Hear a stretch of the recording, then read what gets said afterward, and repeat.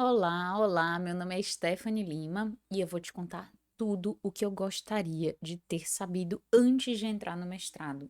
Eu entrei no mestrado em 2016, finalizei em 2018, 2 anos ali, logo após ter terminado a minha graduação em Direito. Terminei a graduação em 2014, fiz o processo seletivo em 2015 e em 2016 eu ingressei no mestrado na Federal em Direito no Ceará.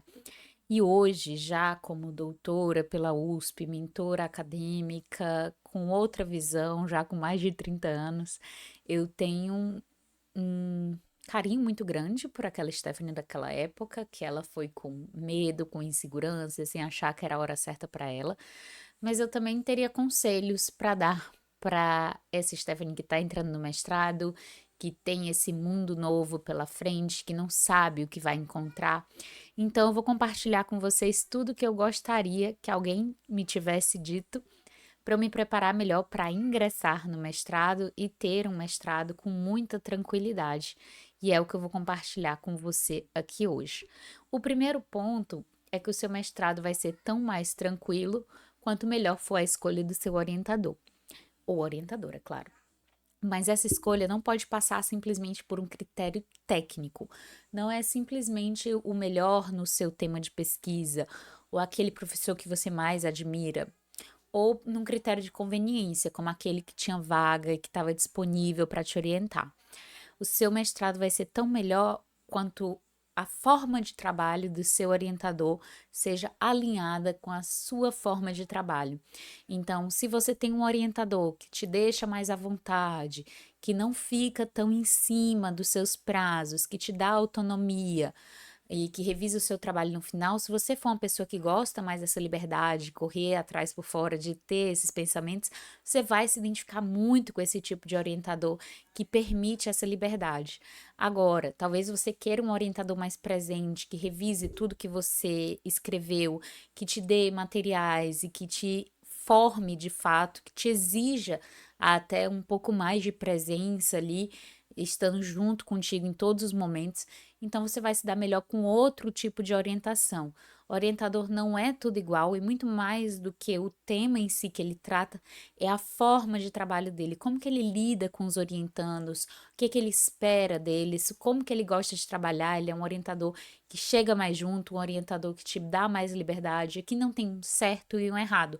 Tem o que que é certo para você, o que que é bom para você. É um orientador que te permite explorar outros campos ou que vai te aderir àquela linha de pesquisa específica do edital.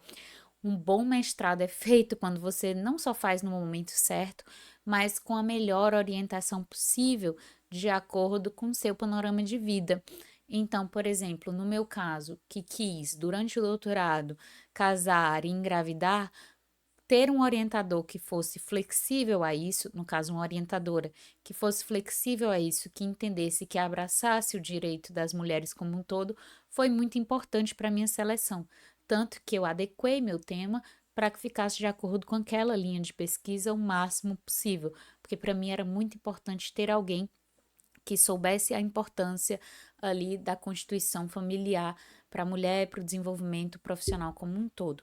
Então, esse é o primeiro ponto. Escolha bem o seu orientador, não só do ponto de vista da execução técnica ou da conveniência, mas do ponto de vista de que a forma como ele trabalha, como ele lide com os orientandos, case com aquilo que você gosta de fazer, com a sua forma de trabalhar, para que vocês tenham um relacionamento tranquilo e pacífico ao longo de todo o mestrado. Eu sei que em alguns mestrados você não pode escolher qual orientador você quer e você tem que lidar com aquele que lhe é oferecido, mas se houver a opção de fazer essa escolha, que seja uma escolha bem pensada, consciente, converse com ex-orientandos, conheça as pessoas do programa e você não precisa ter vindo do programa para fazer isso, para que você possa ter a melhor escolha possível e destinar o seu projeto para o melhor orientador. Isso vai te dar uma tranquilidade, uma leveza muito boa ao longo do processo.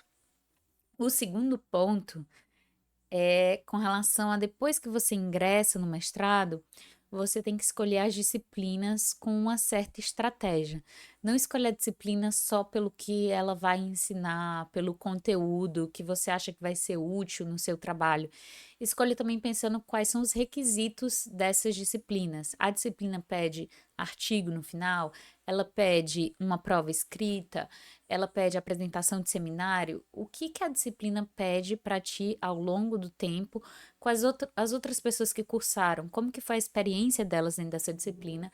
Porque às vezes a ementa é maravilhosa, a bibliografia parece incrível, mas a forma como a disciplina é conduzida acaba te sobrecarregando ou até deixando mesmo a desejar. Por exemplo, um orientador que, no caso o professor, que deixa a disciplina na mão de terceiro, com seminários pouco estruturados, talvez não seja tão útil assim para você quanto uma outra disciplina de um tema correlato que vai te abranger as tuas capacidades de observação de mundo, que não vai te contribuir tanto para aquela tua pesquisa específica, mas vai te deixar mais inteligente e é uma disciplina que é melhor conduzida. Você tem que pensar sempre nisso, não só no que você vai aprender, mas no como que vai ser esse processo, para você conseguir montar uma grade que seja flexível, mas ao mesmo tempo te auxilie a que você faça a sua pesquisa final. Então, essa é uma boa dica que eu só fui usar no doutorado, porque no mestrado eu não sabia ainda, de como compor a grade com disciplinas diferentes e conseguir fazer algo que seja ponderado no currículo. Então, por exemplo, no doutorado, eu peguei uma disciplina em outro local, eu fazia direito e peguei uma disciplina na educação sobre métodos de ensino, que não ia me ajudar exatamente naquela minha pesquisa, mas ia me ajudar na capacitação como professor, e era uma disciplina que não pedia artigo final, era uma disciplina que pedia simplesmente um trabalho, sem ser artigo publicado. Então, a gente consegue coordenar, né? Eu também trabalhava como pesquisadora na FGV na época, coordenar todas essas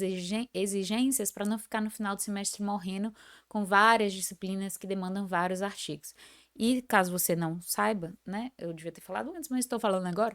No mestrado você pode compor a sua grade, não é igual na graduação que você chega lá e tem que cumprir os créditos já pré-determinados.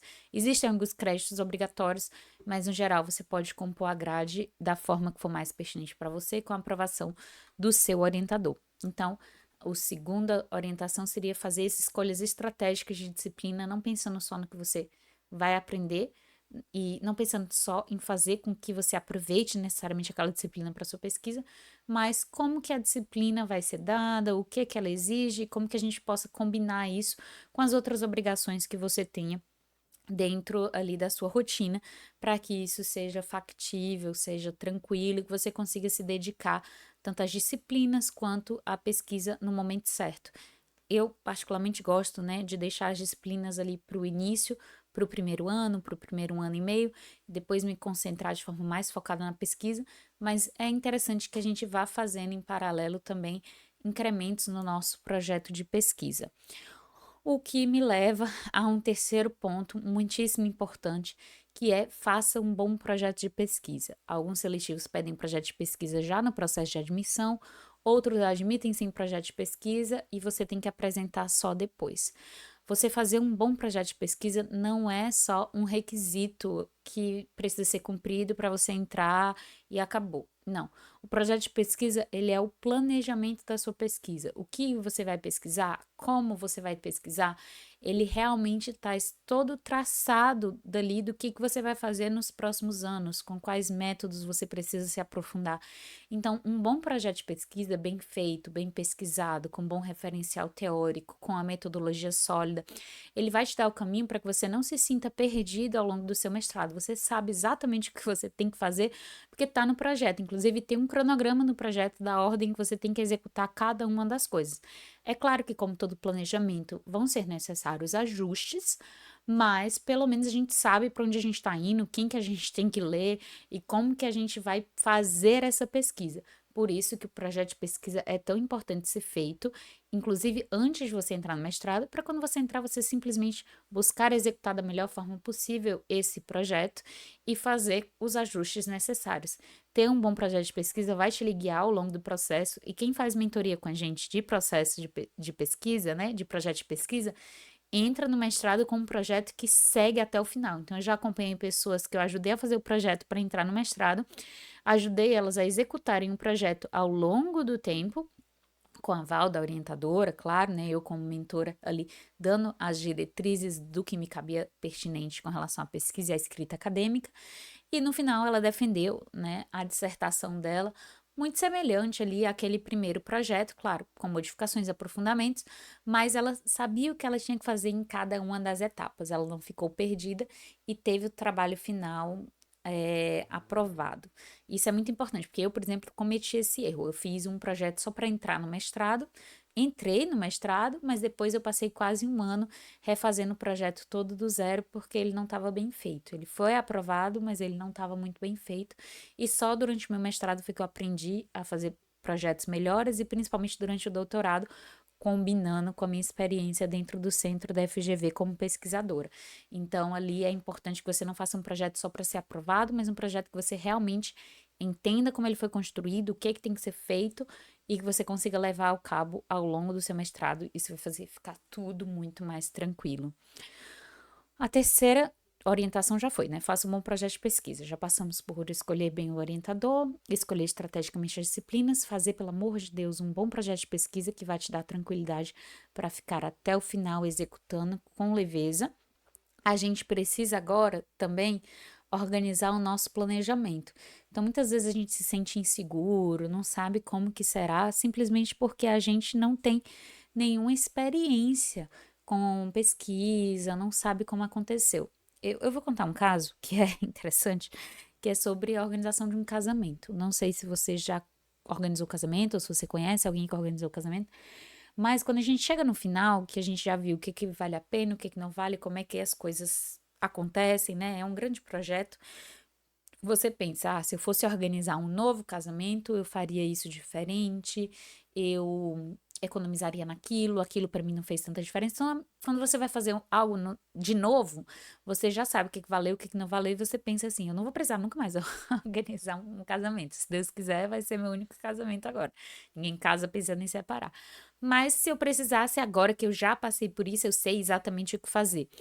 E é mais ou menos isso, como o projeto de mestrado, né, e a escrita da dissertação é um trabalho intelectual robusto, muitas vezes é o primeiro trabalho que a pessoa está fazendo, não tem tanta experiência prévia, ela não sabe muito bem como fazer, o que é uma qualificação, o que que é esperado dela na banca, como que ela deveria se apresentar, como fazer para publicar artigos, ela fica muito insegura com tudo isso, e aí quando você termina o mestrado, você olha para trás, eu devia ter feito isso, eu devia ter feito aquilo, aquilo fez sentido, aquilo não fez sentido, eu fui para um caminho que não faz sentido. Tanto é que quando você vai normalmente prestar o doutorado, já é mais tranquilo, porque você já fez um mestrado antes, então você já sabe ali se comunicar, já sabe o que a banca tá querendo, já consegue entender ali dentro desse novo mundo, que realmente é um mundo completamente diferente para quem tá de fora, vindo, por exemplo, da área executiva, ou vindo, direto até da graduação. Tem muitas graduações que não tem nada com pesquisa.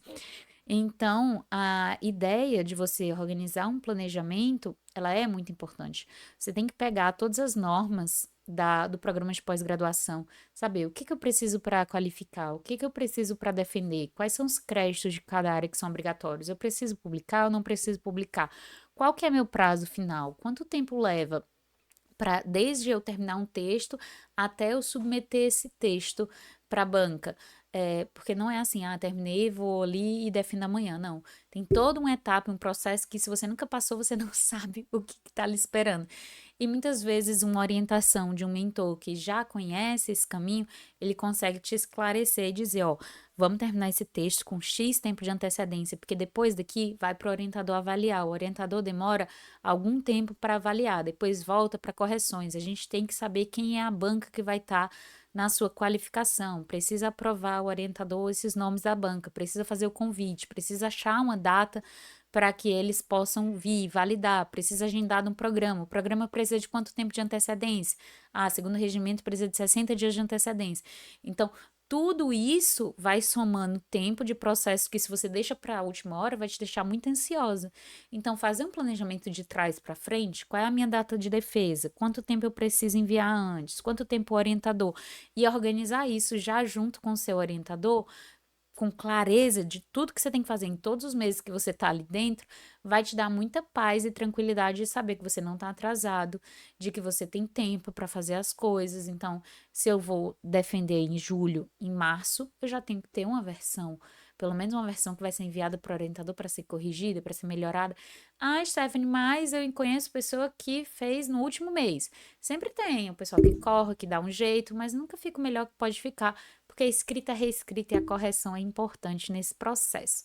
Então, você organizar esse planejamento de trás para frente, sabendo todas as datas e todos os requisitos, especialmente se você tem a orientação de alguém que já passou por isso, é essencial para a sua paz de espírito e para você conseguir conciliar isso com as outras coisas da sua vida. Afinal, muitas vezes você não faz só o mestrado, você também trabalha, tem família, tem diversas outras coisas para fazer.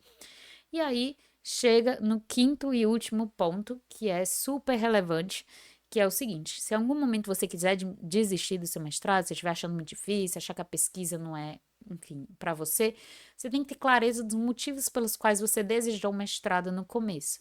Então, por que que você está fazendo isso? É para se tornar mais inteligente? É para se tornar referência em um assunto? É para conseguir uma promoção dentro do seu trabalho, que pode ser como servidor público, e você vai ganhar bônus por isso? É porque você quer começar a dar aula? Tenha clareza desses objetivos, saiba de antemão por que que você está escolhendo esse mestrado com esse orientador, se planeje dentro desse tempo que você vai ter que se dedicar e tenha isso em mente, anote, porque quando nesses momentos de dificuldade ou quando você precisar de um pouco mais de estímulo, como é um projeto longo ali, de 1 ano e meio, 2 anos até 3, você vai precisar retomar para saber os objetivos pelos quais você começou, para te dar ânimo para continuar. Não vou te dizer que é fácil, se fosse fácil todo mundo tinha feito, né? E enfim, existiriam muitos mestres e doutores. É desafiador, é para os melhores, é para aqueles que se dedicam de fato.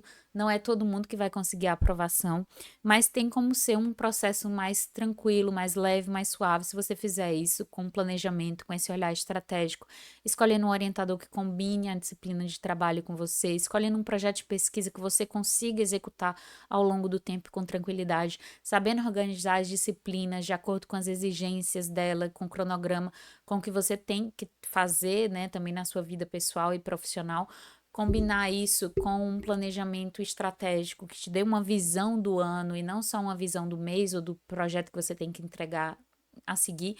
E com tudo isso, você sabendo por que que você quer fazer o mestrado, você olhando para esse futuro de quem você vai ser quando tiver o título na mão, eu tenho certeza que vai ser uma jornada transformadora, uma jornada que vai te tornar alguém mais confiante, mais capaz de saber que você dá conta sim, que você consegue entregar um bom trabalho com uma boa autoria, que você consegue aprender, que você consegue se desenvolver intelectualmente, você vai se sentir muito orgulhoso ao final dessa jornada. E se você precisa de ajuda para ingressar no mestrado, doutorado ou para sair dele com leveza, não deixe de falar conosco, curta e compartilhe esse vídeo se fizer sentido para você. Um beijo e até a próxima.